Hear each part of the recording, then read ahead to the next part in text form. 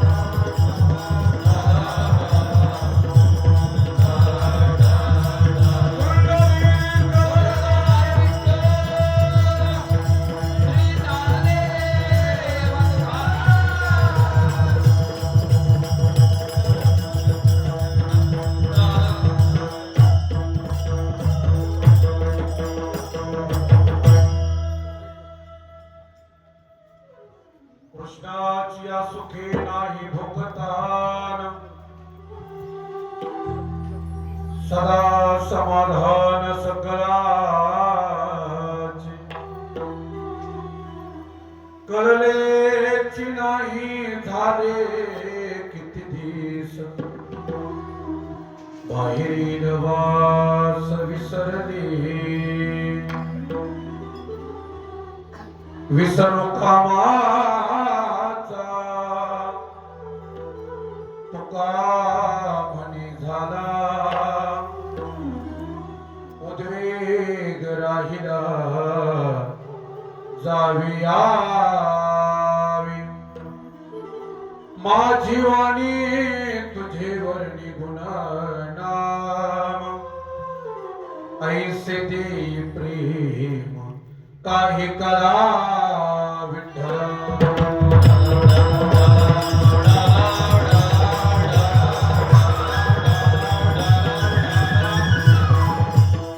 समचरण सरोजम साद्र नीलाभदाभं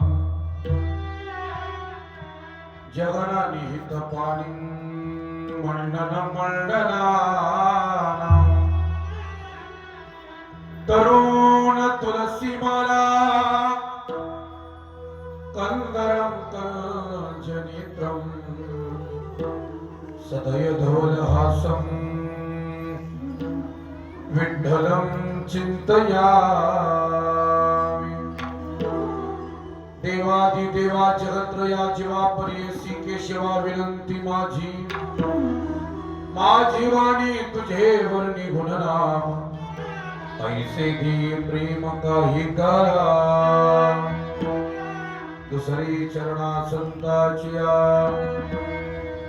ओम नमो ज्ञानेश्वरा करुणाकरा दयाला तुमचा अनुग्रह लाभलो पावन झालो चराचरी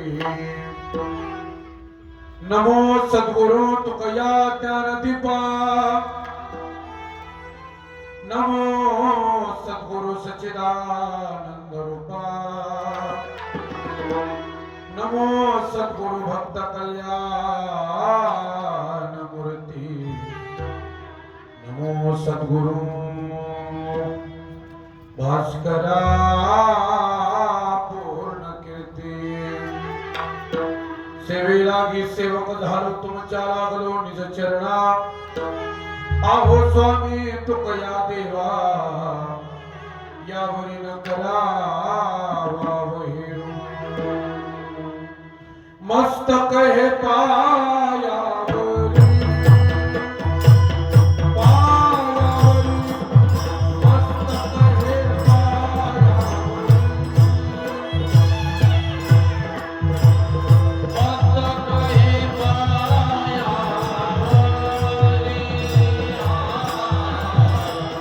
मस्तक हे पायावरी मस्तक हे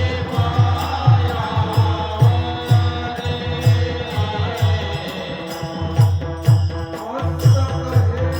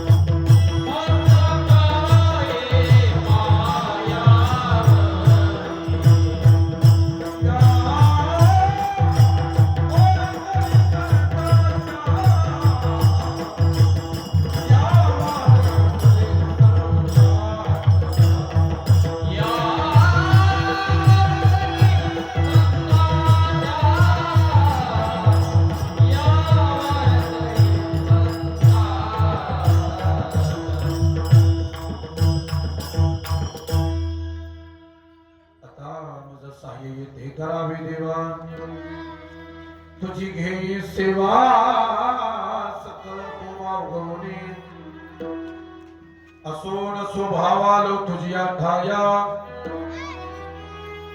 उपा दृष्टी पाहे मजकडे पंढरी राया विठ्ठल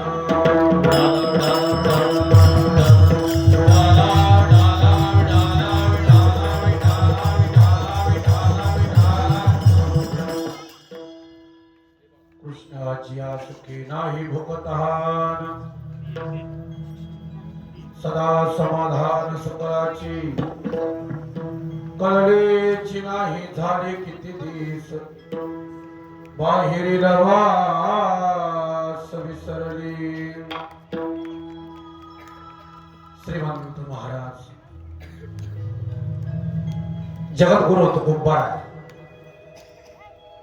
प्रस्तुत अभंगातून विश्व नियंता जगदाधार कृष्ण परमात्मा यांच्या संगतीमध्ये सुखाचा जो अनुभव आला त्या आमूलाग्र बदलाचं वर्णन करतात विठ्ठल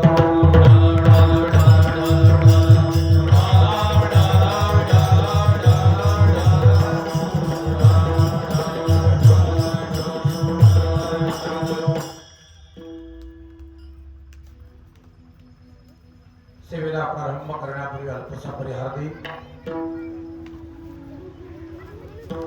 गेली 24 वर्ष झालं अव्याहतपणे निर्विघ्नपणे चालू असलेला हा अखंड हरिनाम सप्ताह अविरतपणे चालू असलेला हा अखंड हरिनाम सप्ताह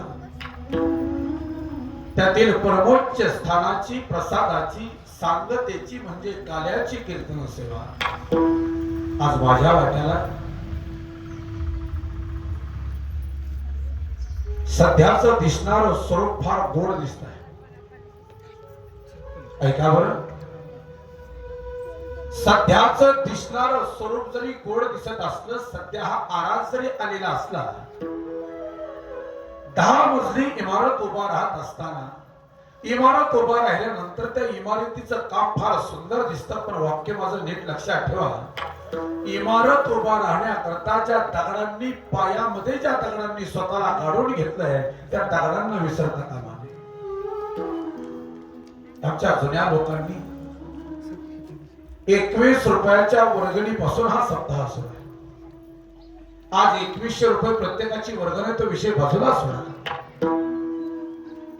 पण 21 रुपयाच्या वर्गणीपासून अगदी प्रतिकूल परिस्थितीमध्ये वाईट काळामध्ये लोकांना कीर्तनाची सवय नव्हती अशा काळामध्ये हा सप्ताह टिकवून ठेवलाय मी हजारदा महाराज मी तुम्हाला तुमचे आभार मानतो बरं आज आमच्यासारखी 4 कीर्तनकार मंडळी येतील वादक मंडळी येतील गायक मंडळी येतील सप्ताहामध्ये धिंगाणा घालून जातील नाही खरं सांगतो सिस्टीम चांगली असेल समाज भरपूर असेल याच्यात तर कोणीही करेल पण त्या काळात काहीच नसताना जे तुम्ही टिकवलंय ते खूप चांगल्या पद्धतीने टिकवलंय आणि याचं श्रेय मी सांगू का मला काय कोणी असलं सांगत नाही पण माझं लक्ष बारकाई नसतं त्या काळाचं श्रेय फक्त एकाच व्यक्तीला जातं आमच्या तात्याराम बुवा सगळे यांना जातं आणि या काळातलं सगळं श्रेय कालिदाची झगडेंना जात विठ्ठल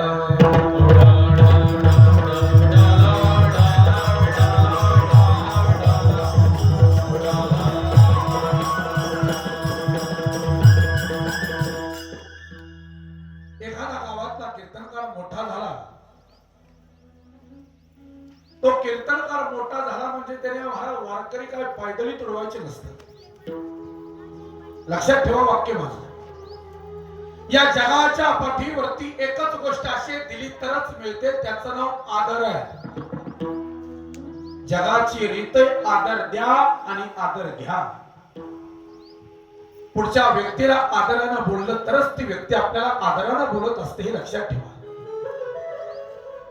ज्या रस्त्यानं आपण महाराज आपला प्रवास सुरू झाला किती जरी पुढे गेलं तरी परतीचा रस्ता विसरायचा नाही कारण पुन्हा एकदा त्या रस्त्यावरती त्याला यायचं आहे. आणि मी कालही बोलून गेलो, या महाराष्ट्राच्या मातीतले 99% कीर्तनकाराचं गावाचं पटत नाही. 99% कीर्तनकाराचं आणि गावाचं पटत नाही. याच्या पुढे सांगेल, गाव सांगतात त्याचं जर कीर्तन घ्यायचं असेल तर सप्ताह रद्द करू, पण त्याचं कीर्तन नाही होऊ देणार. की सध्याच्या कीर्तनकाराची प्रत्येक गावच्या लेवल याचं कारण आहे, कीर्तनकार झाला की त्याला बाजीराव झाल्यासारखं वाटतं, पुढच्याला कमी समजायला लागतो. याचं कारण ते आहे,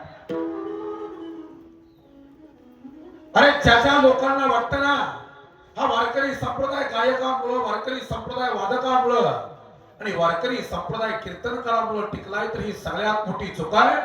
वारकरी संप्रदाय अबाधित राहिला आहे फक्त सर्वसामान्य वारकऱ्यामुळे. हे विसरायचं नाही. म्हणून मी कालही बोलून गेलो, या जगाच्या पाठीवरती ज्याचं गावात वजन त्याचं महाराष्ट्रात वजन. आता महाराष्ट्रात आम्ही महाराज सगळी गावं फिरतो, आम्हाला गावातलं कोणीच नीट म्हणी ना, काय करायचं खरं. ऐका, मी अजूनही महाराज चॅलेंज देऊन सांगतो, एकतर मी आतापर्यंत आयुष्यात कोणाला घडलो नाही, कधी कोणाला वाईट बोललो नाही, कधी कोणाला शिवी दिली नाही. आतापर्यंत गावामध्ये एकाही माणसाला कपटानं छळलं नाही, कुणावरती डाव केला नाही. जे काही असेल ते सरळ मार्गी बोलायचं. माझी भावकी असेल, झगडेवाडी गाव असेल, महाराज एकही गावात असा माणूस नाही की ती माझ्या विरोधात बोलेल असा माणूस अजून अजात शत्रू मी गावात आहे. आणि हे होण्याकरता बराच मोठा त्याग करावा लागतो. याच्याकरता मानसिक त्यागाचा विषय सोडा, पण गेले 8 दिवस मी इथं बसून आहे, नेमकं सुगीच्या दिवसात. विषय त्याचा नाही, पण या दिवसामध्ये बसून राहणं. प्रत्येक गावामध्ये अख्खा महाराष्ट्र फिरतोय आम्ही, पण फक्त गावाकरता, ज्याला गावाकरता काहीतरी करता येतं, गाव त्याच्यासाठी काहीतरी करतं, हे विसरू नका. अतिशय सुंदर नियोजन आहे, दृष्ट लागेल इतकं सुंदर देखणं नियोजन आपल्या झगडेवाडी गावचं आहे. मी अजूनही सांगेन तुम्हाला, आपल्या गावचा एक प्लस पॉइंट आहे. कीर्तन आजचा जाऊ दे, आज तुमचेच गुण मी वाहतो. माझी कीर्तन काय तुम्ही नेहमीच ऐकता. माझी फक्त एकच इच्छा आहे, आपल्या गावचं एक सगळ्यात मोठं वैशिष्ट्य आहे, वर्गणी कमी जास्त होऊ द्या, अन्नदान माणसं सगळीच उभी राहतात, बाकीच्या सगळ्या गोष्टी कमतरता असू द्या, नाहीच आहे पण असू द्या घरात. पण एक समयाची बाजू आपल्या गावात आहे, जी कुठल्याच गावात नाही, ती आपल्या गावात महाराज एक जमेची बाजू आहे. कीर्तनाचा आवाज आला रे आला की 10 मिनिटांमध्ये मंडप भरतो, ही आपली जमेची बाजू आहे. तुम्ही वर्गणी 5,000 ने फडाल, पण माणसं कुठल्या आणायची नाही ना. हे आपल्या गावाचं वैशिष्ट्य आहे. असू द्या, अतिशय सुंदर नियोजनामध्ये चालू असलेला हा अखंड हरिनाम सप्ताह आणि त्यातील ही काल्याची कीर्तन सेवा सुंदर वातावरणामध्ये, जणू अर्जुनावरती जसं महाराज भगवंतानं सुदर्शन धरावं तसं काल दिल्लीच्या वेळेपासून ते आजच्या काल्यापर्यंत माझ्या भगवंतानं हे ऊन पडणारं सुदर्शन महाराज माझ्या भगवंतानं धरलं म्हणलं ते हरकत नाही. विठ्ठल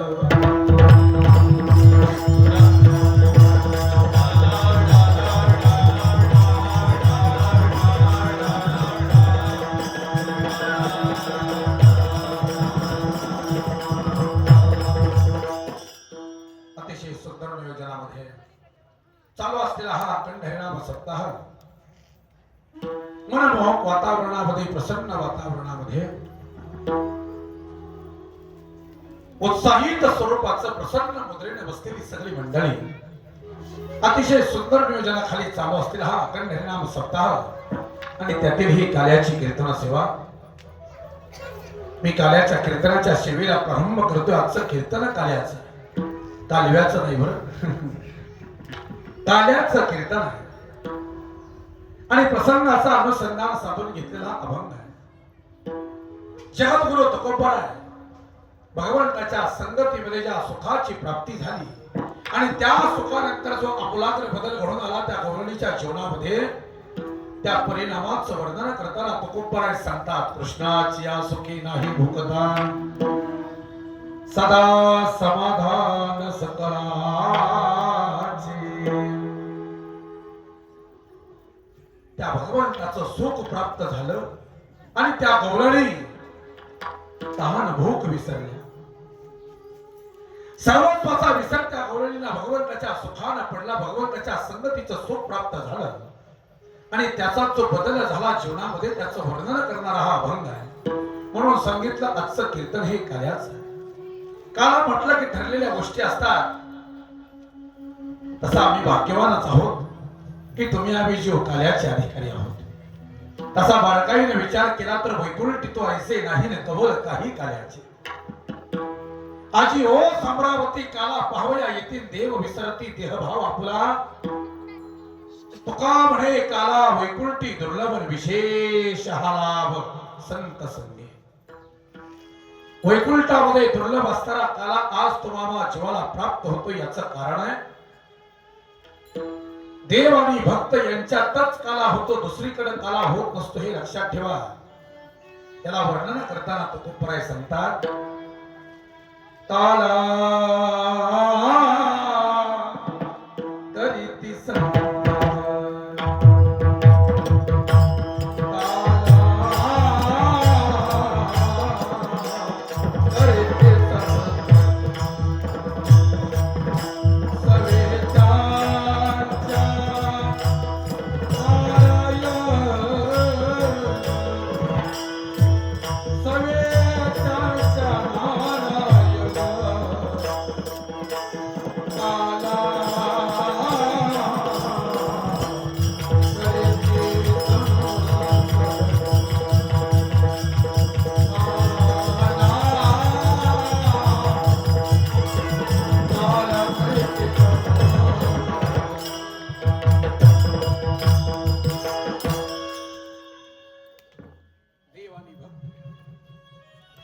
यांच्यातच काला होतो. दुसरीकडे काला होऊ शकत नाही. वाक्य माझं नीट लक्षात ठेवा. भानुदास किती गात प्रसाद देतो पंढरीनाथ. म्हणून आजचं कीर्तन काल्याचं.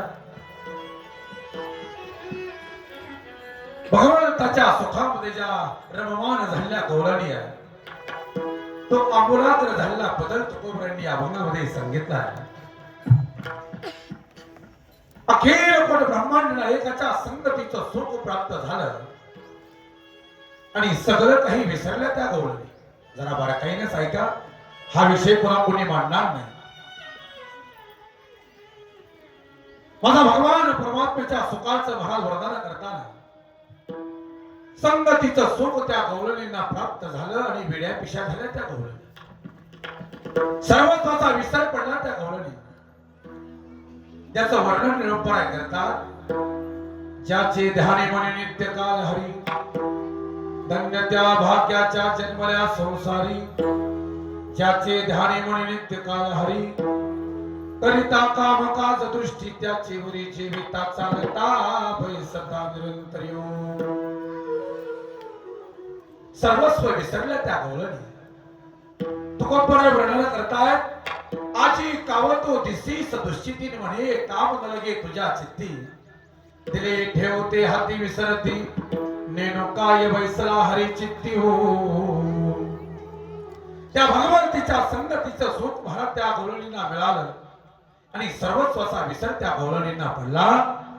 त्या गौरणी वर्णन करतात, नामदेवरायांचं वर्णन आहे, मस्तकी ठेवड्या डेरा करून निघाली विघरा, साच करीत असे पुकारा म्हणे गोविंद घ्या. डोक्यावरती दह्या दुधाचा डेरा घेऊन निघाल्या गौराणी. दही घ्या दूध घ्या म्हणायचं विसरल्या आणि गोविंद घ्या कुणी दामोदर घ्या गे तव तव हसती मथुरेच्या. दूध घ्या दही घ्या म्हणायचं विसरल्या आणि गोविंद घ्या दामोदर घ्या गे म्हणायला लागल्या. सर्वस्वता संसारातल्या सगळ्याच गोष्टीचा अंत करण्याच्या विकारांचा अहंकार वृत्तीचा विसर पडला. त्याचं वर्णन करताना महाराज सांगतायत, देखिला डोळा बैसला म्हणून तोची वदनी उच्चारी. तो पाहिला आणि पाहिल्या बरोबर मनात बसला आणि जे मनात बसलं तेच तोंडात यायला लागलं. मैं भोली घर जाने बाट गोरस बेचने आई हाट काना रे मन मोहन लाभ सबही विसरो देखे गोपाल. सगळं काही विसरलं गेलं. त्याचं वर्णन करताना नाथ महाराज सांगतात, या परी बुद्धिमतकार विसरल्या पुत्र प्रतार विसरल्या घरदार निज व्यापार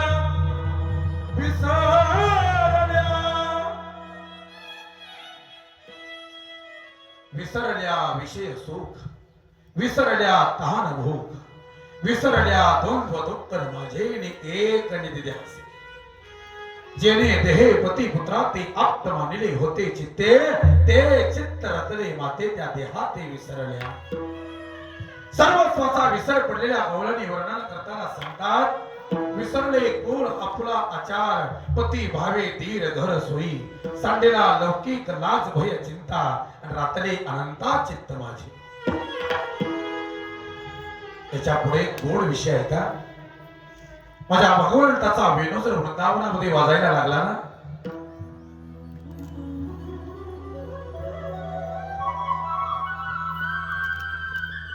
वा, हा वेणू वाजला पाहिजे.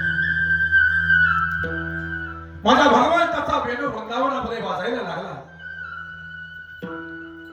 त्या वेणूचा आवाज जर भारत त्या गवळणीच्या कानावरती जर आला तर वेड्या पिशा गवळणी होत होत्या. त्याचं वर्णन करताना महाराज नामदेवरायांचं वर्णन आहे का, तसे वेडला विले कान्हा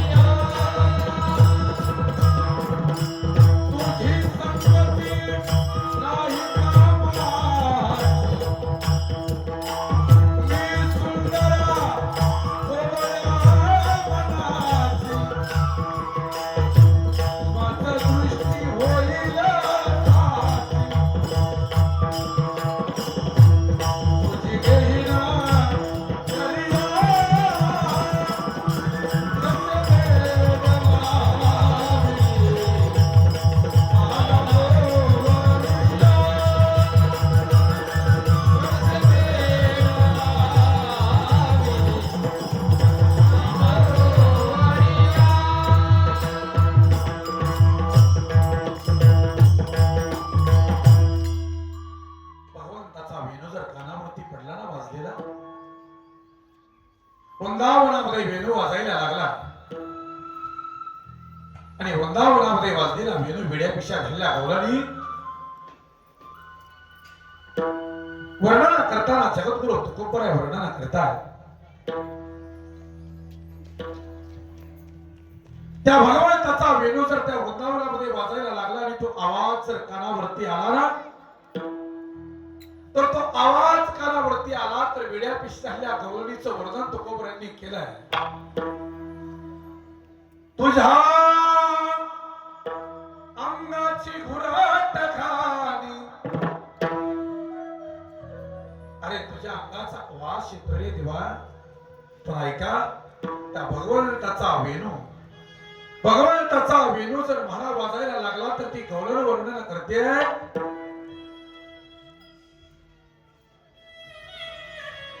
मी देवा मूळच्या जातीचे तो हीन जातीचा, तू तवयाती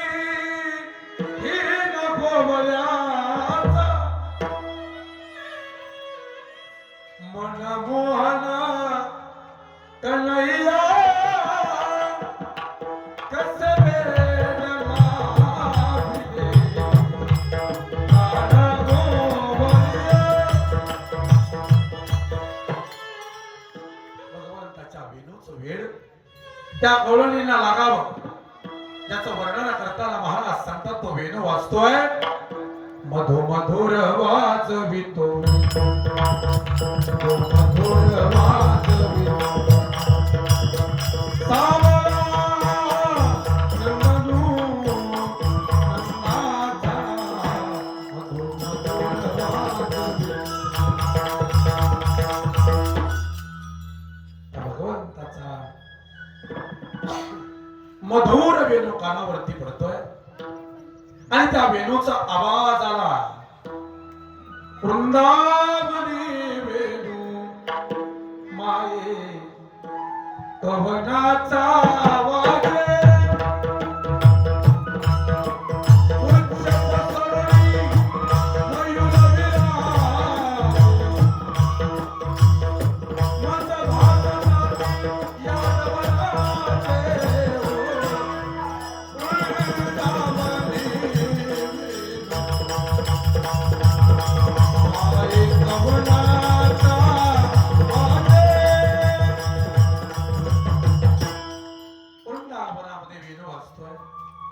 आणि भगवंताचा वेणू वाजायला लागल्यानंतर परिणाम त्याचा काय झाला तो नीट ऐका.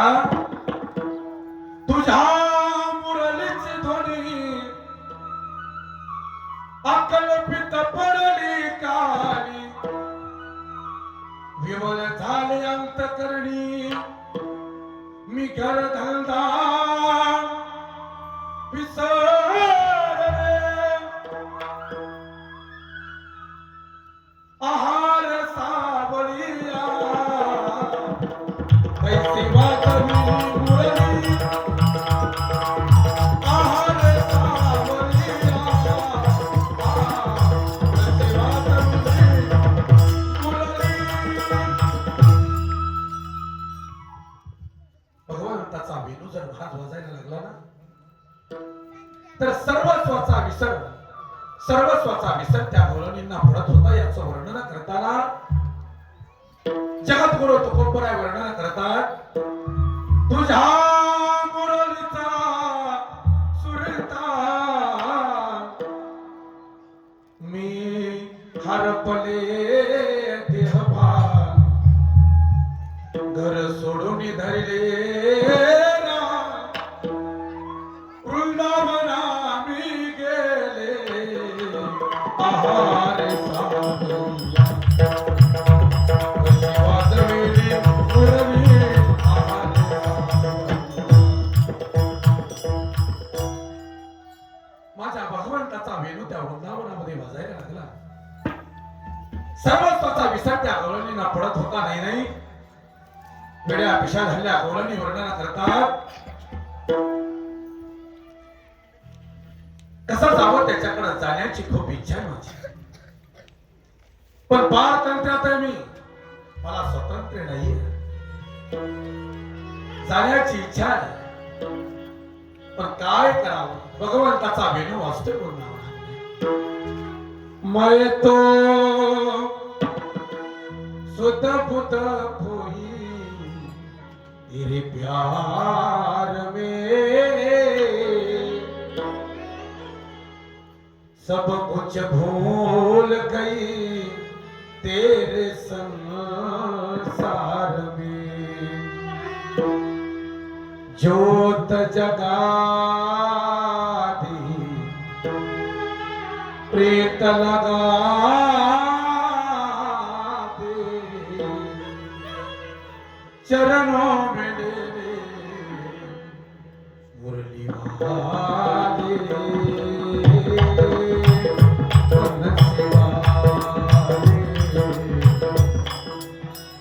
भगवंताचा वेणू जर वृंदावनामध्ये वाजायला लागला त्या गवळणी वेड्या पिशा होत आहे.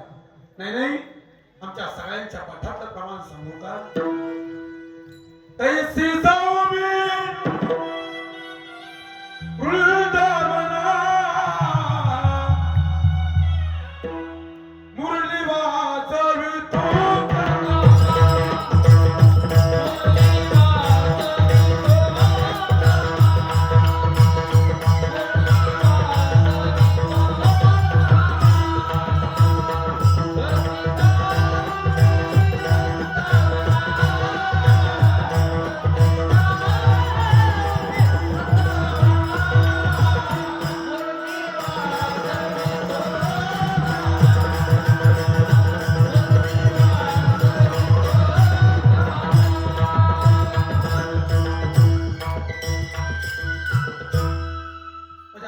भगवंताचा वेणू वाजायला लागला.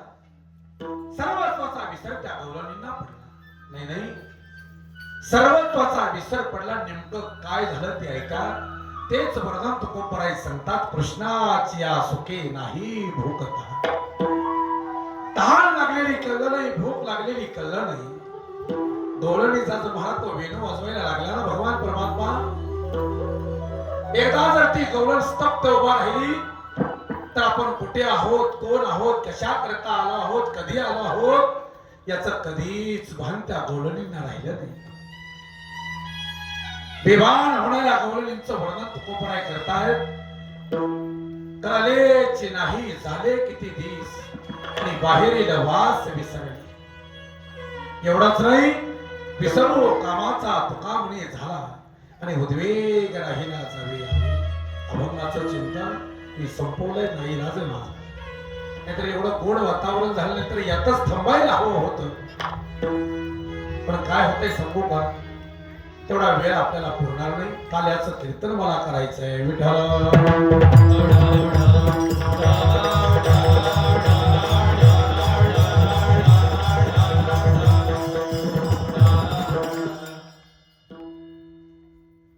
कार्याच्या कीर्तनाला सुरुवात करतो आहे. कार्याचं कीर्तन म्हणलं की आमचं ठरलेलं आहे. चरित्र ते उच्चारावेने केले देवे गोकुळ. भगवंतानं जे चरित्र गोकुळामध्ये केलं त्या चरित्राचं वर्णन करणं त्याचं नाव काल आहे. जे गोकुळा चरित्र केलं ते वर्णन जर काला असेल तर मग इकडे मथुरेतलं वर्णन सांगायची गरज नाही, कीर्तन करायची. गोकुळातलंच वर्णन करायचं. कुठून?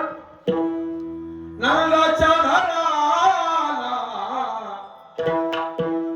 मजणे गोकुळाला.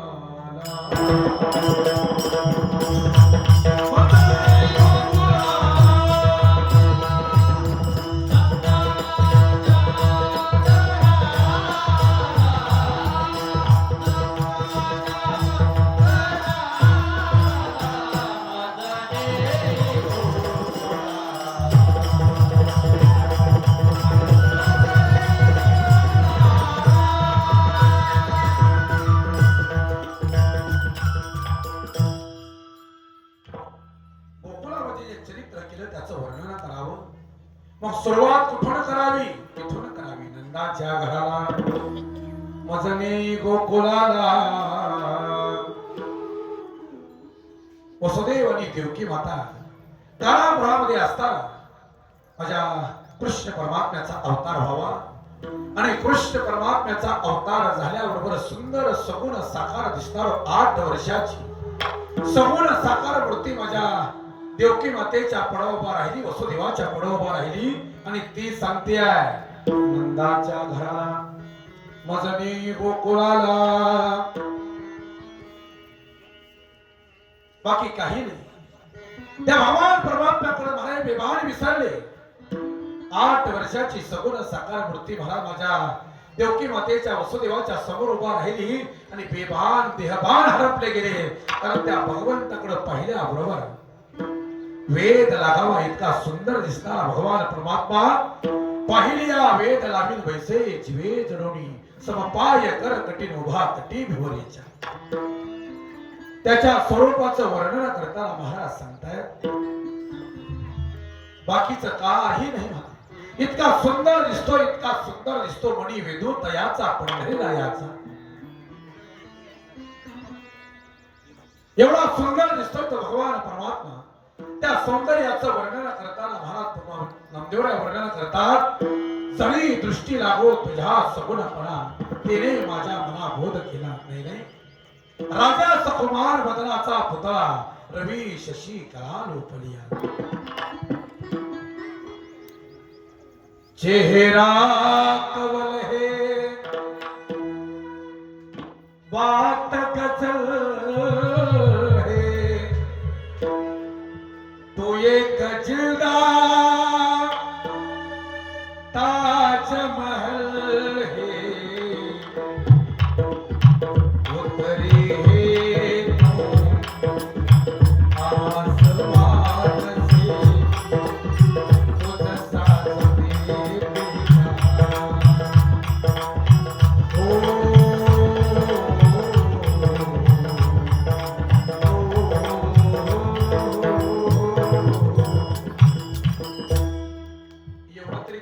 निसर्ग होता. चेहरा कवल है बात गजल रे, तो एक जिंदा ताज महल है.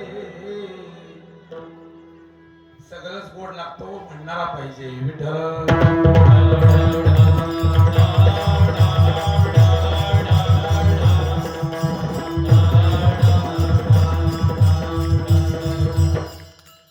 त्या भगवंताकडे पाहिल्याबरोबर अतिशय सुंदर दिसला तो भगवान परमात्मा. देवान हरपला गेला. देवाला सांगितलं आता मला एक काम करा, 11:30 झाले, नंदाच्या घराला मजल येईल गोकुळा. आता मला गोकुळाला घेऊन चला. वसुदेवानं महाराज डोक्यावरती घेतला. सर्वांना इतिहास माहिती वेळ घेणार नाही. पूर चढला आचार तेनी लाविला अंगुष्ठी यमुना मातेने वाट दिली. गोकुळामध्ये देव आले, आणले तिथली माया उचलली, इकडे मथुरेला आले आणि गोकुळामध्ये जो बदल झाला तो ऐका. भगवंताच्या येण्यानं गोकुळामध्ये जो अमलाकडे बदल घडून आला, त्या गोकुळाचं वर्णन करताना तुकोबराय सांगतात, गोकुळेच्या सुखा अंतपार नाही लेका, बाळकृष्ण नंदागरी आनंद द्या नरनारी. गोकुळच्या सुखाला आता पारावर राहिला नाही. एवढा सुख त्या गोकुळामध्ये नांदायला लागलं. दूध होतो जावं इतकं बघा सुख तिथं होतो जात होत. नद्या दुथड्या वाहत होत्या. पक्ष्यांचा किलबिलाट सगळीकडे होत होता. सूर्याची किरण आता महाराज त्या गोकुळावरती पडलेली आहे. भगवंताचा गोड वेणू महाराज त्याच्यावरती वाजायला लागला. आणि नीट ऐका, त्या गोकुळामध्ये जे आल्हाददायक वातावरण तयार झालं होतं ना, भगवंताचा प्रवेश गोकुळामध्ये झाल्याबरोबर महाराज म्हणतात, चिंता ते पळाली गोकुळा बाहेर, प्रवेश भीतरी केला देवी. गोकुळामध्ये त्याचा प्रवेश झाला रे झाला की गोकुळातली चिंता संपली. नाही दैन्य दारिद्र्यास त्रास आला. गोकुळीच्या लोका झाले ब्रह्मज्ञान केलिया वाचून झपत. सगळं गोकुळामध्ये सगळं काही सुख नांदायला लागलं. आणि भगवान परमात्मा महाराज तिथे गोकुळामध्ये गेल्याबरोबर परिणाम काय झाला. बुडिया तोरणी तरी ती कथा उड्या उभ्या केल्या. प्रत्येकाच्या महाराज चौकटीला तोरण बांधलं गेलं. प्रत्येकाच्या दारामध्ये सडा टाकला गेला. प्रत्येकाच्या दारामध्ये सडा टाकला गेला. रांगोळ्या काढल्या गेल्या. आणि रांगोळ्या टाकत असताना सगळ्या गोकुळामध्ये आनंद जिकडं पाहिलं तिकडं आता आनंद सुरू झाला. किती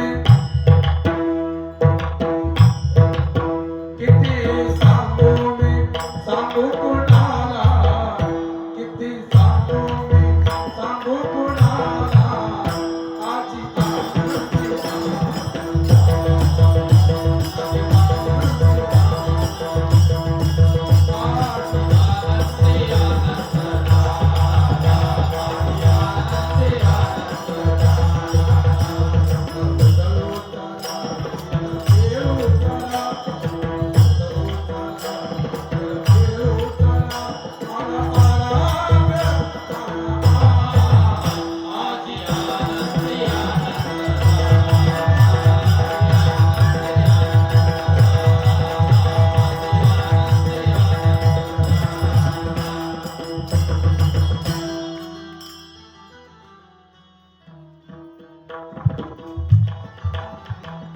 आता हे कसं सांगू, हे वातावरण निर्माण करणारी जी माणसं आहेत ना,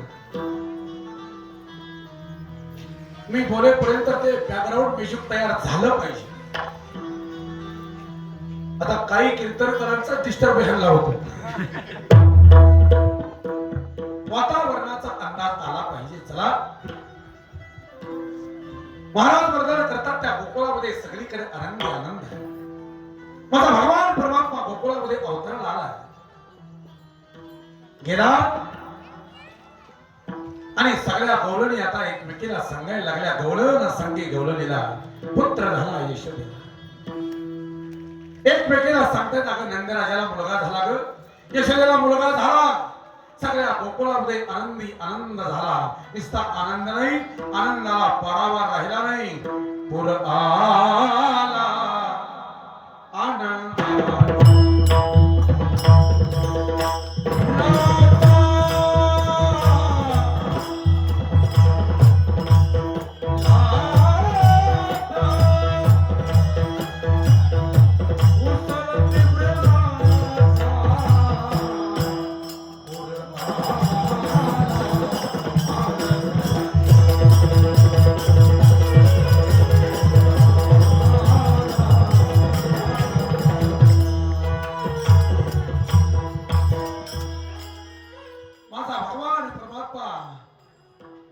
गोकुळामध्ये आल्याबरोबर आनंदाचा पूर त्या गोकुळामध्ये आला. ऐका, 12 दिवसाचा भगवान परमात्मा झाला आणि 12 दिवसाचा भगवान परमात्मा झाल्यानंतर त्याचं बारसं केलं.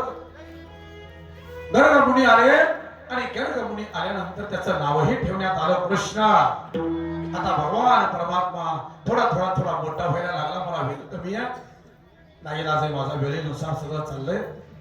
आता भगवान परमात्मा थोडा मोठा व्हायला लागला. कुठपर्यंत झाला? रंगायला लागला.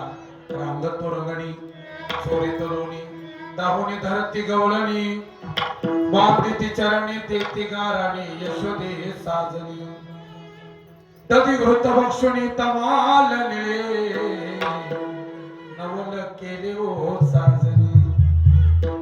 कृष्ण आलवा परतो निवाती रावा. आता भगवान परमात्मा रंगायला लागला आणि रंगत असताना बऱ्याच खोड्या माझ्या भगवंतानं करायला सुरुवात केली. ऐका, रांगता स्वल्पविराम बोधनी राखीत आहे, एक असे चरित्र केले नारायणी. रांगता स्वल्पविराम बोधनी राखीत आहे. मी स्वल्पविराम शब्द का वापरतोय?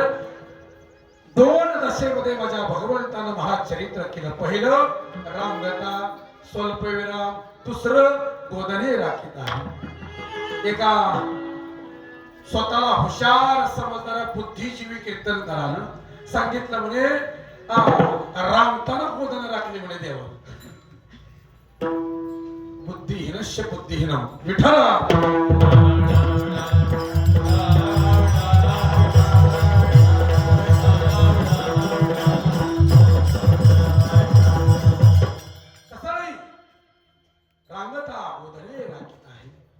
रंगायला लागला आणि रंगत असताना महाराज भगवान परमात्मा अनेक खोड्या करायला लागला.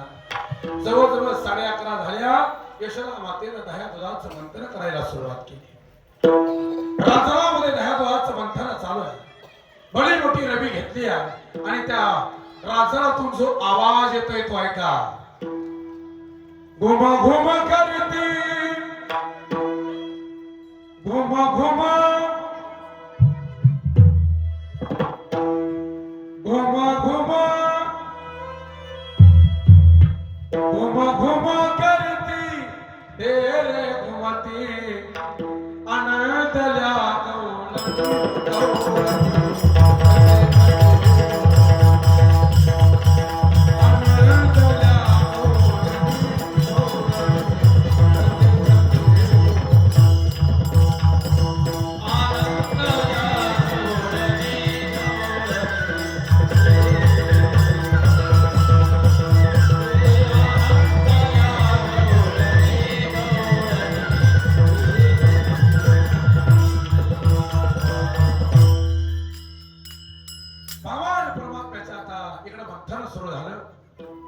त्यातून घोम घोम घोम घोम येणारा आवाज कानावरती पडतोय. आणि हे सगळं होत असताना माझ्या भगवंतानं मंथन चालू असताना मध्ये लडबड करावी. यशोदा मातेनं उचलावं, पुन्हा बाजूला ठेवावं, पुन्हा देवाला जावं, पुन्हा बाजूला ठेवावं. 10-5 वेळा झालं. देवानं विचार केला. आमची आई निस्ती म्हणते काळजाचा तुकडा नाही त्या लोण्याजवळ येऊ सुद्धा देत नाही. भगवंतानं कला केली आहे आणि भगवंतानं कला केली, कला अशी केली आहे.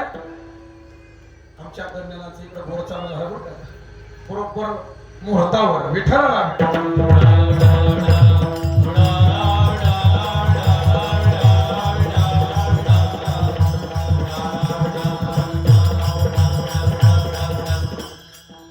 माझ्या भगवंताचा महाराज विचार करा.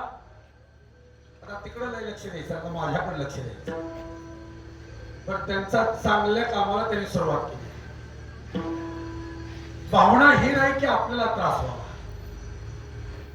दिवस सप्ताहाचा काल्याचा दिवस आहे आणि काल्याच्या दिवशी आपण सुरुवात करावी अवदात्त हेतून हनुमान जयंती दिवशी सुरुवात करावी म्हणून केली आहे.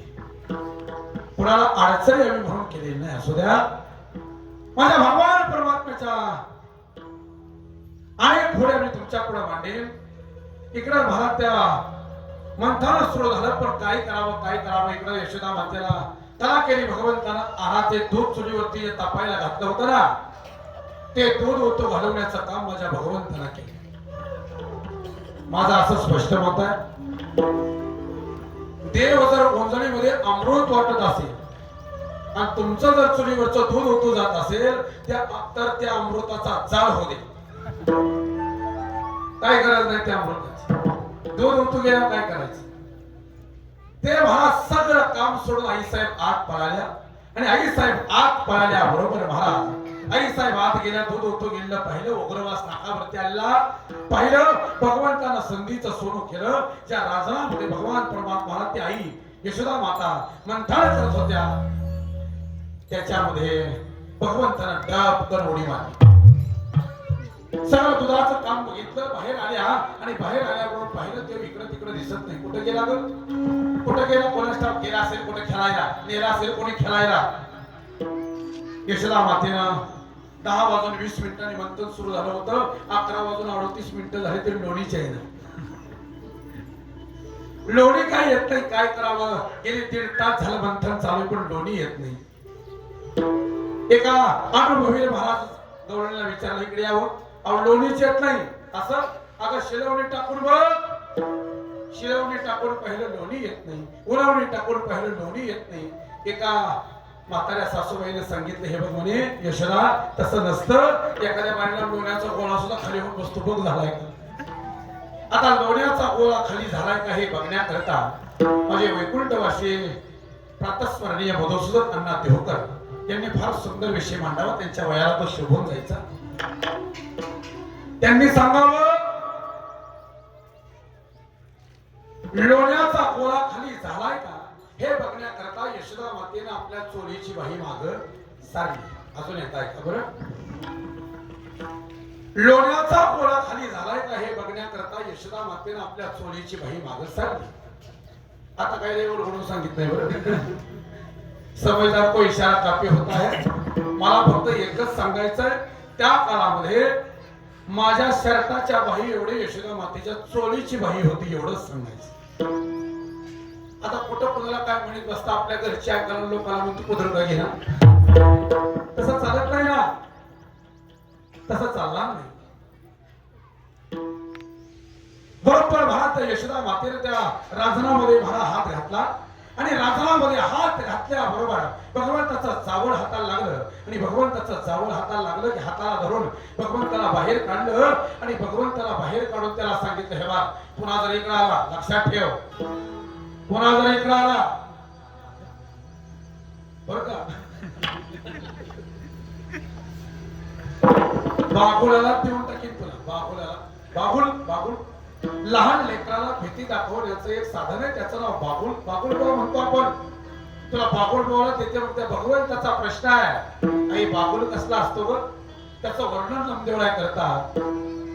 पहिला बागुल तो केसा, पहिला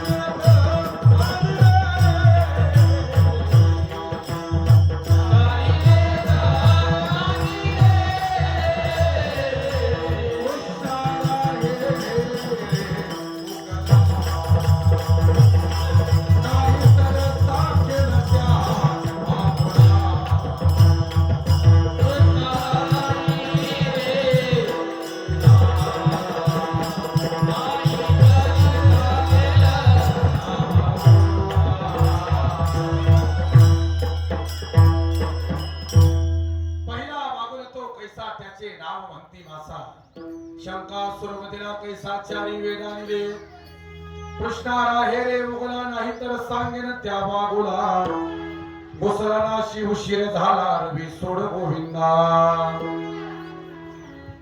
महाराज वर्णन करताय अनेक खोडे आता भगवंताच्या सुरू झाल्या. भगवान परमात्मा थोडासा मोठा व्हायला लागला, असे लहान लहान लेकरं घेऊन फिरायला लागला सगळ्या गावात.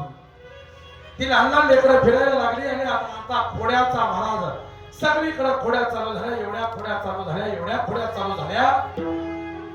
मी बऱ्याचदा सांगतो गावामध्ये पुराणिक बुवा आले होते. पुराणिक बुवाने सांगितलं चतुर्थीचा जो व्रत कुणी करेल त्याच्या मनोकामना पूर्ण होतील.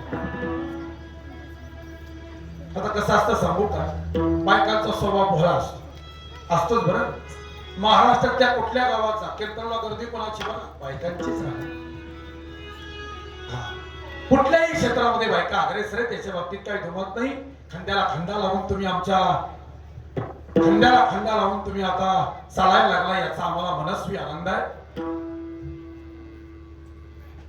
स्त्रीत्वाचा अपमान करून जर पुरुषत्वाचा जर स्वाभिमान बाळगत असाल तर तो तुमच्या पुरुषत्वावर.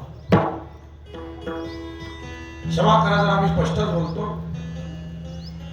स्त्री शक्तीचा जर आदर न करता स्त्री शक्तीचा अपमान करून जर प्रौढत्व आणि पुरुषत्व मिळवत असाल तर चलो ते पुरुषत्व. स्त्री शक्तीचा आदर करूनच सगळ्या गोष्टी केल्या पाहिजेत या मताचा मी. चला जाऊ द्या. बायका भोळे असतात ना,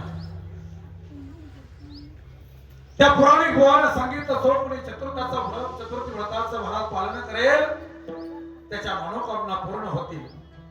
मग भोळा स्वभाव लगेच विश्वास बसतो, ते वर्ष लगेच बसतो विश्वास. मग आता देवाची आई महाराज त्या गणपती बाप्पाच्या समोर गेली, ती ओलीत ठेवून गणपती. देवाच्या आईने सांगितलं म्हणे, हे बघा गणपती बाप्पा, येणाऱ्या चतुर्थीला तुम्हाला हाराभर मोदक ठेवेल म्हणे, पण एक महिन्यात माझ्या लेकरांना खोडी सोडावी, हाराभर मोदक ठेवते तुम्हाला, पण लेकराला गुण यावं. लेकराला गुण आला की तुम्हाला हाराभर मोदक. बार आता देवाची आई जर गणपती बाप्पाला नवस करू शकते तर आमच्या आईनं बांधगावच्या मसोबाला केला म्हणून काही अडचण नाही, काही अडचण नाही. हा मी सांगतो बरोबर. आता चतुर्थीचा दिवस म्हणजे आमच्यासाठी पर्वणीच. कायच्या चतुर्थीचे एक सॉंग झाले महाराज, कोणाच्या भावना दुःख पचवावं ही माझी इच्छा नाही, कोणाच्या भावना दुखवावे ही माझी इच्छा नाही. पण विनोद या नात्याला सांगतोय, हे फार जपून बोलावं लागतं, लक्षात ठेवा. तुमचा विनोद एका दिवशी तुमचा घात करेल. कोणाच्या भावना दुखवण्याची माझी इच्छा नाही, पण एक विनोद या नात्याला सांगतोय. सकाळपासून आमची धावपळ चालू असते, आज चतुर्थी, आज चतुर्थी, आज चतुर्थी. पण चतुर्थी ग्रामीण भागातल्या माणसाला चतुर्थीच्या नादाला लागायच नाही हो. त्याला बसून खाणाऱ्याची काम आहेत ती. फ्लॅट मध्ये बाहेरच निघायच नाही तरी चतुर्थ धरायचे. अरे पहाटे 35 जनावरांमध्ये शिरते माणूस, संध्याकाळी 11 वाजेपर्यंत महाराज आमचं तोंड वर निघत नाही कामांतर आपल्यासारख्या काय चतुर्थी धरायला. खरं काम करणाऱ्या माणसाला महाराज काय ह्या सगळ्या गोष्टी कराव्या असं या मताचा मी आहे. दिवसभर काबाड कष्ट करणारी आमची मंडळी आहे. अरे सकाळपासून महाराज त्या बिचारीने महाराज सकाळपासून दिवसभर काम करते, संध्याकाळी घरी आली, सगळं स्वयंपाक झाला. सगळा स्वयंपाक झाल्यावर महाराज ती बिचारी वाट बघते आता चंद्राची. पण चंद्र बी असा खोडील नाही, त्या टायमाला उगवण पण नेमका त्याचा चतुर्थी दिवशी जा झालेला असतो. नाही उगवणार तो चतुर्थीला. विनोदाचा भाग सोडा, आज मला विनोदाची इच्छाच होईल नाही. खरं सांगतो तर मी विनोद ती चतुर्थीला नेमकं महाराज ते असं आडयेडे घेत. शेवटी महाराज चतुर्थीचा दिवस आला आणि चतुर्थीचा दिवस आल्यानंतर महाराज आता माझ्या यशोदा मातेनं हराभर मोदक केले आहे. संध्याकाळची वेळ आहे, 9:20 चंद्रोदय आहे. आता चंद्र महाराज त्या आकाशामध्ये दिसायला लागला, चांदण्या कडे दिसायला लागल्या. चंद्राचा महाराज सुंदर प्रकाश आता अंगावरती पडायला लागला, धुंदर दिसायला लागलं आणि चंद्राचं चांदणं महाराज जमिनीवरती पडायला लागलं. हातामध्ये महाराज ते हारावर मोदक घेतले, त्याच्याबरोबर मधोमध पाण्याचा तांब्या ठेवला आणि हाताला धरून भगवान परमात्मा घेऊन आले. चल चला ते देवाच्या पाया पडायचं, मग मोदक खायचा, तसा खायचा नाही बरं का. चल आणल्याबरोबर महाराज हारावर मोदक खाली ठेवले. गणपती बाप्पाच्या समोर कृष्ण परमात्म्याला उभं केलं आणि सांगितलं थांबा. धोपात राहिली आहे, घेऊन आले. लक्ष दे, इथं एखादा उंदीर येईल, एखादा उंदीर येईल, नैवेद्य उष्टा करून जाईल, इथं लक्ष दे. देवानं सांगितलं आमच्या आईला तर काय कळत नाही. आता बऱ्याच पोराला वाटतं आमच्या आईला काही कळत नाही. मी बऱ्याचदा सांगतो महाराज, बऱ्याचदा मी सांगतो, बऱ्याच लेकरांना वाटतं विनोदाला सांगेन थोडं खाली जाऊन बोलतोय, पण कळणं गरजेचं आहे. बऱ्याच पोरांना वाटतं आमच्या आईला काही कळत नाही, पण मला कसं वाटतं सांगू का, आमच्या आईला जर काही कळत नसतं आणि आम्ही जर महाराज 1-1.5 वर्षाचा 2 वर्षाचा असतो आणि आम्ही नुकतीच शिकून आलोय आणि महाराज बरोबर तुमची आई त्या वर पाट्यावरती वरवट्यानं काळ्या भंगार मिरच्या वाटते, काळ्या पाटीच्या, बरं का, काळ्या पाटीच्या मिरच्या वाटते. रेंदा झालाय त्या मिरचीचा, हात सगळे भरलेले आहे. आणि तुमच्या आईला जर काही कळत नसतं आणि तुमची आई जर हात न धुता तुमच्याकडे धुयाला आली असती तर तुमचं काय झालं असतं तुम्ही नीट ऐकून घ्या. थोडं खाली जाऊन बोलतोय पण हे सांगणं गरजेचं आहे. प्रत्येकाला वाटतं आमच्या आईला काही कळत नाही, पण महाराज तिच्या इतकं कोणालाच कळत नाही. हा, तिला तुमच्याशिवाय दुसरं काही दिसत नाही किंवा तुमच्याशिवाय दुसरं काही कळत नाही हे मला म्हणणे, पण तिला काय कळत नाही असं समजू नका. यशोदा माता आत गेल्या, सांगितलं लक्ष दे, एखादा उंदीर येईल, नैवेद्य उष्टा करून जाईल, लक्ष दे. इथं देवाला सांगितलं आमच्या आईला तर काही कळत नाही. म्हणले इथं उंदीर आहे, तुला इथं एवढा मोठा बोका असताना उंदीर कशाला येईल, इथं काय संबंध इथं यायचा त्याचा. गेल्या आई साहेबात आत गेल्याबरोबर पुन्हा एकदा संधीचं सोनं दिवानं केलं. गणपती बाप्पा पुढे उभा राहिले आणि गणपती बाप्पा पुढे उभा राहून त्या हारावर मोदक मटा मटा मटा मटा सगळे मोदक खाल्ले आणि मोदक खाऊन महाराज ते आता खाऊन झाले आणि सगळे मोदक खाऊन त्यातले 2 राहिले, 2 मधला 1 राहिला, एकातला अर्धा राहिला आणि अर्ध्यातला अर्धा राहिल्यानंतर तेवढा तुकडा महाराज घेतला आणि असा गणपती धरला आणि असा चिटकेवला त्याच्या तोंडाला महाराज. अर्धा राहिला मोदक आणि 2 चुटक्या वाजल्या, 2 चुटक्या वाजून सांगितलं हे बा माझी आई आली आणि तिच्या पुढे जर काय बोलला बिलला असा फूक बोलेल का नाही तुला. हा हा हा, येलोच्या काठीनच मारतो तुला. विनोदाचा भाग सोडून द्या, पण नीट ऐका. गणपती बाप्पाने सुद्धा महाराज तोंड खाली घातलं, रेल्वेला चेहरा केला, गप्प बसला. कारण एकच होता, अरे बापाच्या पुढे कोणी काय बोलायचं, जयापासून सकल महिमंडळ हे झाले. महाराज प्रदान करतात, जिने हे विश्व निर्मिले महर्षी दिवा संस्थापिले, 21 स्वर्गाती धरले सत्ता मात्र आखोड्या. अनेक खोड्या माझ्या भगवंतानं आता करायला सुरुवात केली आहे. अनेक खोड्या माझ्या भगवंतानं केल्या आणि त्या खोड्याची गाळानं आता यशोदा मातेकडे यायला लागली. त्या गवळणी सांगतायत, ती गवळणी सगळ्या आता गाळानं घेऊन यायला लागल्या. यशोदा तुझ्या लेकराला काहीतरी सांग, खोड्या करतय असं. मी सांगेन कुठल्याच आईला वाटत नाही माझा मुलगा वाईट आहे, चुकीचा आमचा मुलगा आहे असं कुणालाच वाटत नाही. आमची आई कडे 4 बायकांना सांगते, अव आमचा पप्पा लय चांगला आहे, मित्रच लय नालायक आहे त्याचा. आमचं पोरग हे कोणाच्या वाळल्या पाचोळ्या पाय देत नाही, त्याचा मित्रच लय नालायक आहे. आता तिला कोणी सांगायचो आपलाच गंगाधर शक्तिमान आहे, आपलाच कॅप्टन आहे, त्याला कोणी सांगायचं ह्याच्याच नियोजनाखाली खेळते ही सगळी, कोणी सांगायचं ह्याला. पण जाऊ द्या, चला विनोदाचा भाग सोडा. यशोदा मातेकडं त्या गवळणी आता सांगायला येऊ लागल्या, पण कुठल्याच आईला वाटत नाही माझा मुलगा वाईट आहे. यशोदा माता सांगताय तुम्ही लबाड म्हणे, माझं लेकरू असं नाही. त्या गाराने सांगा येणाऱ्याला शिव द्यायला सुरुवात केली. बाळ सगुण गुणाचे तारे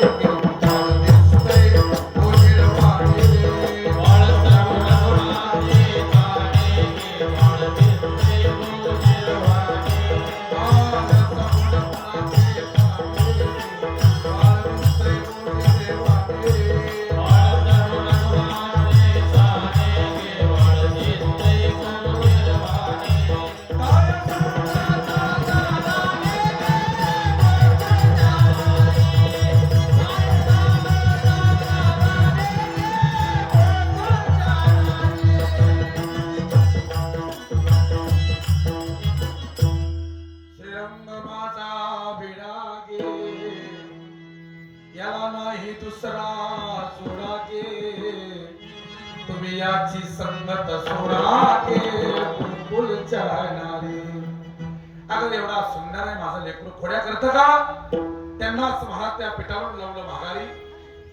बराचसा काळ गेल्यानंतर माझ्या भगवंतानं आता सगळे गोपाळ जमा केले आणि सगळे गोपाळ जमा करून सगळ्या गोकुळामध्ये चोरीचा उच्छाद मांडला. एवढ्या खोड्या झाल्या की ती खोड्याला मर्यादा राहिली नाही. पुन्हा एकदा गवळणी सगळ्या एकत्र आल्या आणि सगळ्या गवळणी एकत्र येऊन पुन्हा एकदा यशोदा मातेला गाराना सांगतात, यशोदे कृष्णाला सांगावे गोकुळी राहावे का, गोकुळी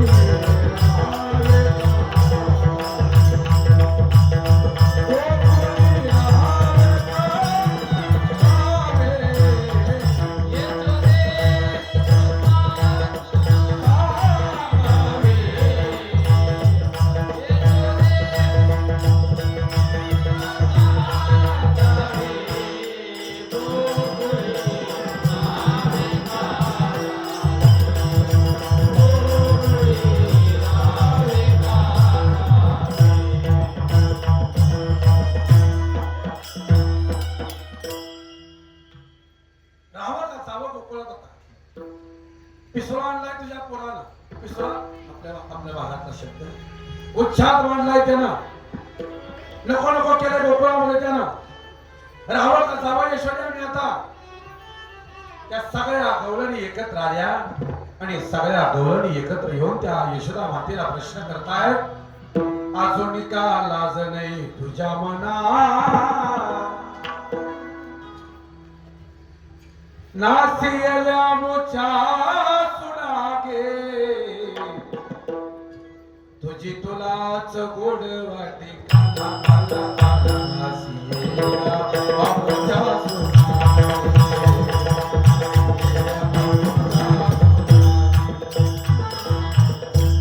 आणि पुढे आता तुझा प्रश्न करायला लागला ग. जाऊ का मी गोकुळ सोडून? तर हवं का नाही इथं? नाही आता नाही राहू शकत. सगळ्या गवळणी एकत्र आल्या, सगळ्या गवळणी एकत्र येऊन महाराज ते गाराणा करतायत. गाराणी सांगया आल्या गोकुळच्या स्त्रिया, यशोदे ऐकत बोले बाहेरी भगवंत.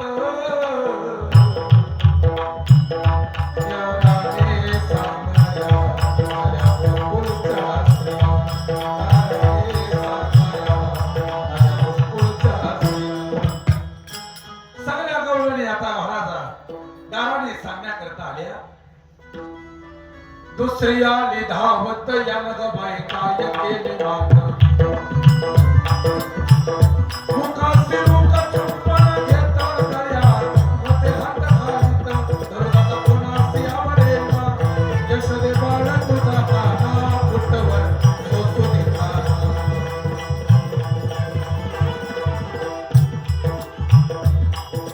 तिसरी आली धावणी यानग बायका केली करणी, पतीची दाढी माझी वेली नटवाय कोणाची सुनेना, यशोदे बाळ तुझा काना कुटवर सोसू देता.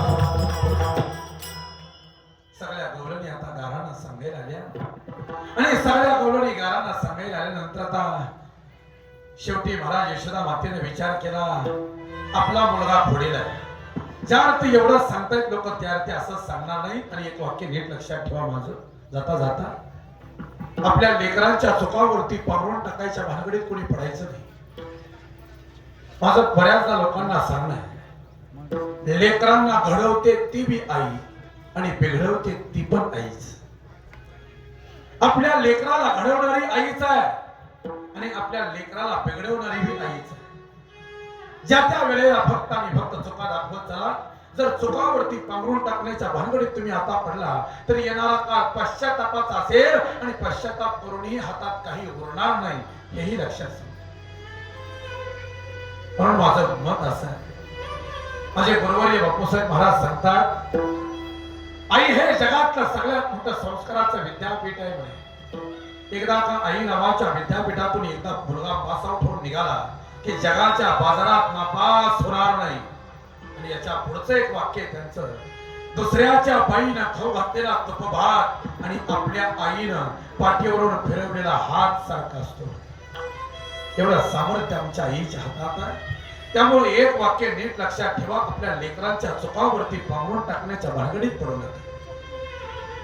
जगद्गुरु तुकोबराय वर्णन करतात, त्या यशोदा मातेच्या डोळ्यात पाणी आलं आणि यशोदा मातेच्या डोळ्यात पाणी आल्यानंतर महाराज कृष्ण परमात्म्याला बोलवलं आणि कृष्ण परमात्म्याला बोलावून यशोदा माता सांगतात, कृष्णा काय गुन्हे का करीतोसी चोरी? अरे आपल्या घरी काय कमी म्हणून का चोरी करतो रे देवा? आता बस लोकांचं ऐकून घ्यायचं तुझ्यामुळे आलं. सगळ्या कवळणी मला शिवाय देतात आत्या गोकुळातल्या. आता राहायचं नाही तर बस झालं, एवढं भरपूर झालं. उद्या जाई राणा आणि सवे घेऊन गोदाना. उद्या रानात जायचं, आता उद्या गाई राखण्याकरता जायचं. चल, भगवान परमात्म्याने सगळ्या गोपाळांना सांगितलं, चला रे, त्या काळाची शाळा म्हणजे गोशाळा. चला शाळेत जायचे, गाई राखण्याकरता जायचं. सगळे गोपाळ उठले, आपापल्या गाई घेऊन नंदराजाच्या वाड्यासमोर आले. ऐका, 7 वाजता भगवान परमात्मा उठला, आंघोळ करावी आणि आंघोळ करून डाव्या पायामध्ये काळा पडदोडा बांधलेला आहे, गुडघावर धोतर घातलेला आहे, कमरेला शेला बांधला, आपला पावा महाराज त्याच्यामध्ये खोला गेला, दंडाला दंडपट्टा बांधला गेला, कानात कुंडल, जी वाऱ्यानं हलत होती वारी आणि कुंडल हले. जी कुंडल वाऱ्यानं हलत होती ती कुंडल गळ्यामध्ये महाराज त्या कानामध्ये घातली, डोक्याला मयुराचा पीस घातला आणि हातामध्ये काठी घेऊन, खांद्यावरती घोंगडी घेऊन, 9 लाख गाई घेऊन माझा भगवान परमात्मा गाई राखण्याकरता निघाला. पण ऐका, ऐका, गाई राखण्याकरता तो भगवान परमात्मा निघाला. पण गाई राखायला निघाला आणि भगवंताची पाठमोरी आकृती आईनं पाहिली, यशोदा माते, आणि टचकन डोळ्यात पाणी उभा राहिलं. भगवंताला कधी सोडून राहिल्या नव्हत्या किंवा देव कधी सोडून गेला नव्हता. एखाद्या लेकराला त्रास झाला किंवा एखाद्या लेकराला त्रास दिला तर आई सांगते, थांब रे, तुला लय लांब टाकते शाळेला. म्हणती का नाही, लय शाळेला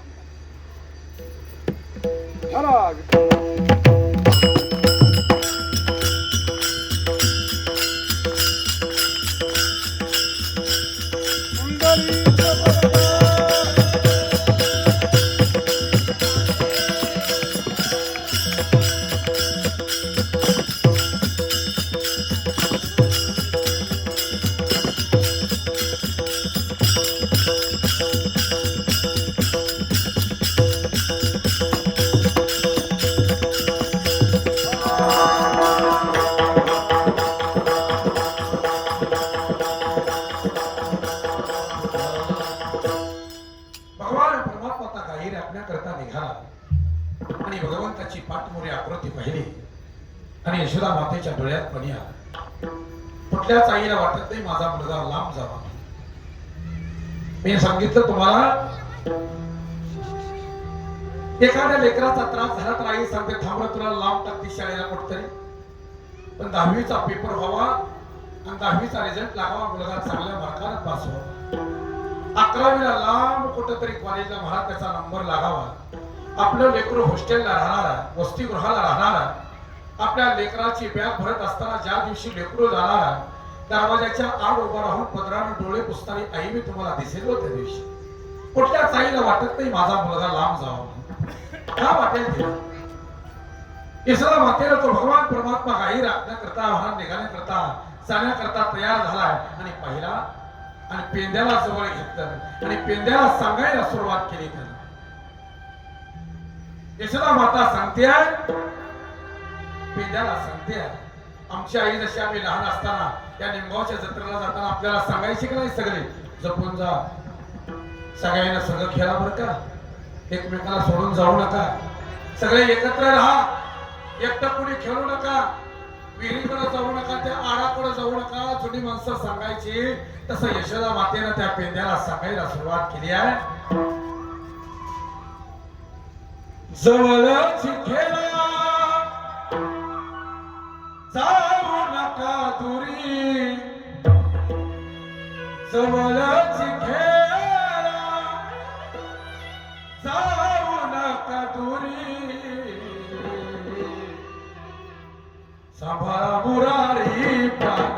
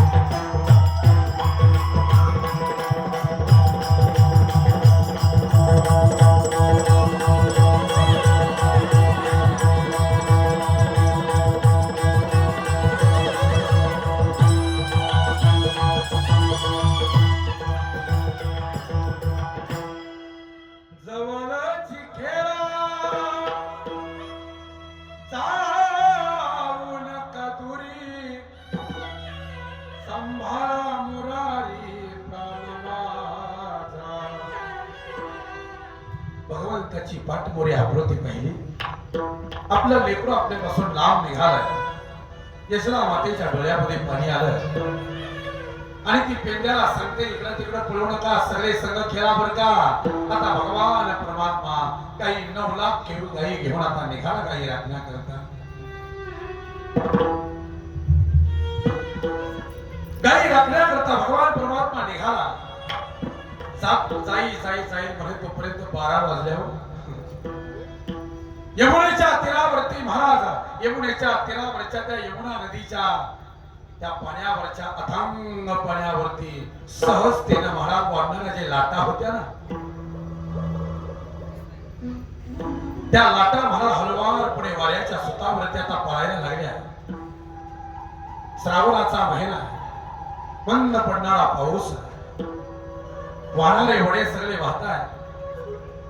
हिरवगार गवत महाराज सगळ्या धरणी मातेवरती आलाय. याच्या पुढे सांगू का, सर्व धरणी मातेने हिरवा शालू पकडून घेतला. इतका सुंदर ती धरणी माता दिसायला लागली. वाऱ्याच्या सुतावरती दिमागदार पद्धतीने ऐटदार पद्धतीने ते गवत महाराज तेवढ्याच ताकदीने डोलताय. लस लस लस लस हिरवत महाराज करणाऱ्या हिरव्या गवतामध्ये नेलेल्या गायी सगळ्या सोडल्या आणि आता त्या गायी त्या गवतामध्ये यमुनेच्या तीरावरती चरायला लागल्या. आणि गायी चरायला लागल्या आणि लेकरं आता यमुनेच्या वाळवंटामध्ये आता खेळायला लागले. आता लेकरच एक महाराज ती खेळायला लागली. वर्णन करताना महाराज सांगतात, खेळ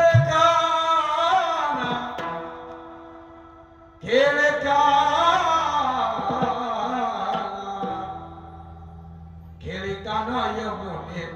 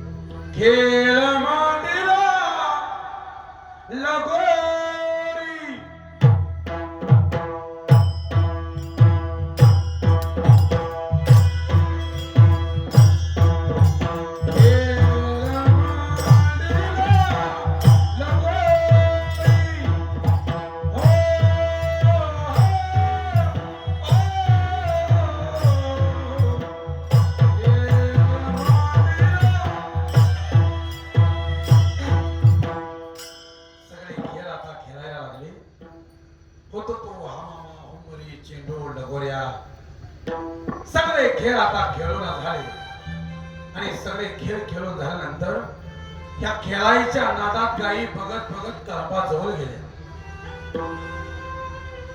कलम कलम ही वालचंदनगर कलम नाही बरं. यमुनेच्या तीरामध्ये एक कळंबाचं झाड होतं. त्या कळंबाच्या झाडाजवळ गायी लांब गेल्या. आता ज्यांनी ज्यांनी गुरु राखले त्यांना माहित आहे तुझा 100 एकराचा उतारा घराचा असू दे, तू हित बाजीराव होऊ नको, तुझी तो वरती आ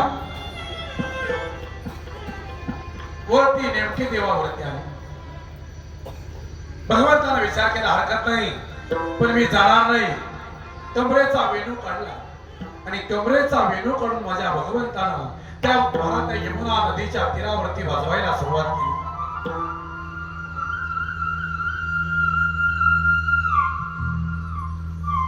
माझ्या भगवंताचा वेणू यमुनेच्या तीरावरती वाजायला लागला. वेणूचा आवाज महाराज कानावरती पडला त्या गायीच्या. जरा नीट ऐका हा विषय 1 मिनिटाचा. तल्लीन होऊन महाराज त्या चरणाऱ्या गायीच्या कानावरती त्या वेणूचा आवाज पडल्याबरोबर गायी पुन्हा माघारी आली. नीट ऐका. वेणूचा आवाज ऐकून नुसती गायी माघारी आली यात काही नवल नाही. वेणूचा आवाज नुसता गायीने ऐकला नाही, वाघाने बी ऐकला. त्या वेणूच्या आवाजाच्या दिशेने वाघ, लांडगे सगळे हिंस्र पशु आले बरं. पण मी काय म्हणतो गायी आणि वाघ एका ठिकाणी येणं शक्य नाही. पण मी म्हणतो त्यातली मी जरी आले, गायी येईल, वाघ येईल, लांडगे येतील, मी काय म्हणतो सरकार जर बसवायचंच म्हणलं काही करून तर सगळीच येतील. गायी वाघ एकत्र येणं शक्य नाही पण काय हरकत नाही. पुढे ऐका. गायीच्या अंतःकरणातला वैरभाव, वाघाच्या अंतःकरणातला वैरभाव संपूर्ण फार महाराज विशेष आहे. भगवंताच्या वेणून तृण चारा चरू विसरली. गायी व्याघ्र एके ठाई झाली. पक्षी कुले निवांत राहिली. वैरभाव समूळ विसरली. महाराज वर्णन करताय. यमुना जल स्थिर स्थिर वाहे. रवी मंडळ चालता स्तब्ध व्हावी. शेष कुर्म वराह चकित राहे. बालास्तन देवो विसरली. पवन निश्चलची होऊन ठेला. सूर्यास्तमाना जाऊ विसरला. वत्सीन पिती देहभाव गेला. मुखीचा तवर मुखीची राहिला. भगवंताचा वेणू आता वाजायला लागला. सगळे गोपाळ आले आणि सगळे गोपाळ सांगतायत हे बघा 12 वाजून गेल्या. 12 वाजल्या. आता उरक, आता लवकर उरक. झाली आता वेळ भक्ती अनाश गोऱ्या. काम सारुणी सकल आले अवघे गोपाळ. झाली आता वेळ भक्ती अनाश गोऱ्या.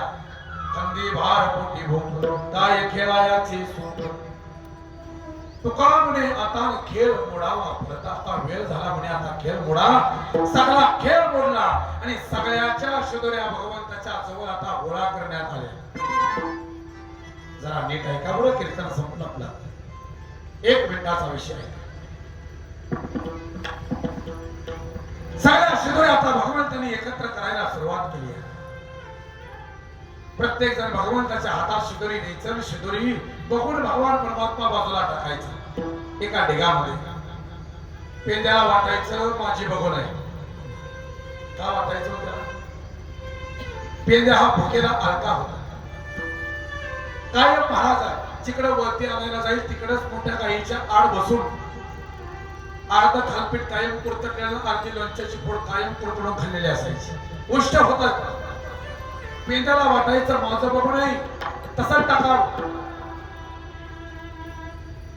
नेमका महाराज पेंद्यावरती नंबर आला आणि नेमकी पेंद्याची शिदोरी देवानं पाहिली. अर्धी लोणच्याची फोड कुरतडलेली आणि अर्ध थालपीठ अंगावर टाकून दिली पेंद्याच्या. चालले अशाला येतात काही देवाना सांगितलं चल माघारी. माझे आहे तैसे पाहे नाही तरी घरात आहे. चोरवणिया माई नवनीत कशाला आणलंय असतं गोष्ट. थालीपीठाने कुठं लोणचं आणत असेल का? माझे आहे तैसे पाय. चाल त्यांनी चोरून आम्हाला माहित नाही. पेंद्या 2 पावलं मागे सरला, तिथंच हात बांधून उभा राहिला. एक विषय एवढा नीट आहे बरं. पेंद्या 2 पावलं मागे सरला, तिथंच उभा राहिला. पुढला एखादा रागाने बोलत असेल, आपला मित्र जर रागाने बोलत असेल तर लगेच उत्तर त्याला देऊ नका ना. लगेच 4 माणसात माघारी बोलायची काही गरज नाही. तुमच्या चांगल्यासाठीच चालला असेल हे विचार करत चला. कारण मी बऱ्याचदा सांगतो, जीवनाच्या वाटेवरती जीवन जगत असताना 2 मित्र असावेत आम्हाला. एक मित्र कृष्णासारखा असावा आणि एक मित्र कर्णासारखा असावा. या आयुष्याच्या वाटेवरती चालत असताना जर रस्ता चुकला, चुकीच्या मार्गाला जर आम्ही निघालो तर 4 ज्ञानाच्या गोष्टी सांगणारा एखादा कृष्णासारखा मित्र असावा आणि दुसरा सांगितला मी कर्णासारखा असावा. तुम्ही चुकीच्या बाजूने निघाला किंवा तुम्ही चुकीचा आहात हे माहित असून सुद्धा शेवटच्या श्वासापर्यंत तुम्हाला साथ देणारा कर्णासारखा एक तरी मित्र असावा. एवढे 2 मित्र असते ना, आयुष्याचं कल्याण हे लक्षात ठेवा. एक मित्र असावा मला कवी कलशासारखा, अरे पोखर सोडल्यासारखं महाराजा संभाजीराजांना सोडलं गेलं. 40 दिवस मरला महाराजा तलवारीच्या डोकावरती मरण पेरून धरणारा राजा, दुश्मनाच्या दरबारामध्ये जाऊन आपल्या मित्राची स्तुती करणारा कवी कलशाचं वर्णन आहे का? ती कवी कलश सांगतायत, हाथी घोड़े तो तलवारे, हाथी घोड़े तो तलवारे, फौज तो तेरी काफी है, पर जंजीर में जकड़ा राजा मेरा अब भी सब पे भारी है. एक तरी मित्र असला पाहिजे. आणि वाक्य नीटच लक्षात ठेवा. अजून मी हजारो मित्रांची गर्दी आमच्या पाठीमागे चालते आहे. हजारो मित्रांची गर्दी पाठीमागे चालत असताना आपले मित्र किती चालतात याच्यापेक्षा मित्रातले गद्दार ज्याला ओळखता आले जीवन त्याचं सुखी आहे. मित्रातले गद्दार ओळखायला शिका. कारण मी बऱ्याचदा सांगतो, बुरा नहीं हूं मैं, बुरा नहीं हूं मैं, मेरी भी कुछ कहानी है. ये जो बदला बदला सा लगता हो ना, ये अपनों की ही मेहरबानी है. गैर तो गैर थे, गैरों से गिरा क्या, गैर तो गैर थे, गैरों से गिरा क्या, लेकिन अपने थे, अपनों से मिला क्या. आणि हे सांगायला मी दादा लय जावं लागतं बरं का. हे असंच येत नाही भाई. चला जाऊ द्या. पेंद्या 2 पावलं मागं सरला आणि पेंद्या 2 पावलं मागं सोडून तसाच उभा राहिला. मित्र बोललाय काय फरक पडतो. जा म्हणला म्हणून लगेच जावं का आपण? नाही गेला, लगेच नाही गेला. पुढचा एखादा माणूस रागाने बोलतोय तर थोडं थांबायला शिका. लगेच कमेंट करू नका, त्याला लगेच प्रतिक्रिया देऊ नका. थोडं थांबा. भावनांचा उद्रेक होणं बरं नाही. लगेच आम्हाला कोणी काही म्हणेपर्यंत आमच्या भावनाचा उद्रेक घरातून पाऊल त्या माणसाचा बाहेर पडतोय पण तोपर्यंत स्टेटसला स्टोरी पडली, हमें तो आपण लोटन गैरो में कहा था. थोडा थांबाव, थोडा थांबा. लगेच आमचे स्टेटस म्हणजे काळजाला गरे पडण्यासारखे. हमें बदनाम करने में उनके भी नाम आए जिनके लिए हम आधी रात को काम आए. पेंद्या 2 पावलं मागे सरून उभा आहे. हात बांधून उभा राहिला पेंद्या. सगळ्याच्या शोधरे माझ्या भगवंताने एकत्र करायला सुरुवात केली. सगळ्याच्या शोधरे एकत्र करून झाल्या. देवाचं लक्ष जायचं पेंद्याकडं. केविलवाण्या नजरेनं पेंद्या देवाकडे बघा. अरे घे की एखादा लेकरू की केविलवाना असतं असं माझ्याकडे नाही. मग ती महाराज कृष्ण परमात्म्याच्या समोर असं केविलवाण्या चेहऱ्याला पेंद्या उभा राहिला. घे ना मग. एखादा पुढचा माणूस जर तुमच्यावरती कायम प्रेम करत असेल, तो तुमच्यावरती जर जीवापाड प्रेम करत असेल आणि तुम्ही जर त्याचा तिरस्कार करत असाल तर तुमच्या तिरस्कारामध्ये एवढं सामर्थ्य नाही तेवढं त्याच्या प्रेमामध्ये तुमचं तिरस्कार प्रेमामध्ये बदलणार म्हणजे बदलणार. पेंद्या महाराज असा केवेळवाड्या नजरेनं बघायचा घे की रे. सगळ्याच्या शिदरे एकत्र केल्या आणि महात्मा त्या दगडाच्या सिंहासनावरती बसलेल्या देवानं खाली उतरावं. पेंद्याकडे परत आला आणि पेंद्याला कडकडून मिठी मारली. पेंद्या गेला नाही तू, लय बोललो रे मी तुला, लय बोललो मी तुला, नाही बोलायला पाहिजे. मला माहित आहे देवा, मला माहित आहे तू बोलतो पण माझ्यावरती खूप प्रेम करतो, माझ्या हितासाठीच तू बोलतो, मला माहित आहे. नव्हतं मी गोष्ट करायला पाहिजे. सगळ्याच्या शिदोऱ्या त्या ढिगात टाकल्या होत्या. पेंद्याची शिदोरी माझ्या भगवंताला हातात घेतली, हृदयाला लावून ठेवली. पेंद्याचा भरा शिदोरीचा 2 घास माझ्या भगवंताने खावे. सगळ्याच्या शिदोऱ्या एकत्र केल्या आणि सगळ्याच्या शिदोऱ्या एकत्र करून माझ्या भगवंतानं त्या शिदोऱ्यांचा काला केला. नुसता काला नाही केला, एकमेका देव मुखेन सुखे घालू मरी, एकमेकाच्या मुखामध्ये तो काला द्यायला सुरुवात केली आहे. आणि तो काला बघण्याकरता स्वर्गातले देव आता सगळे महाराज आजी ओ सम्रावती काला पाहूया येते, देव विसरती देह भावा पुरा. आता ते सगळे देव आता बघण्याकरता येऊ लागले, पण कोणालाही काला प्राप्त झाला नाही. यमुनेच्या तीरावरती माझ्या भगवंतानं या गोपाळांच्या संगतीमध्ये जो काला केला, जो काला त्यांना प्राप्त झाला, तो काला आज तुम्हाला जीवाला प्राप्त होतो. हे तुमचं भाग्य आहे, आपल्या सगळे वडीकरांचं भाग्य आहे. माझं कीर्तन संपलं म्हणून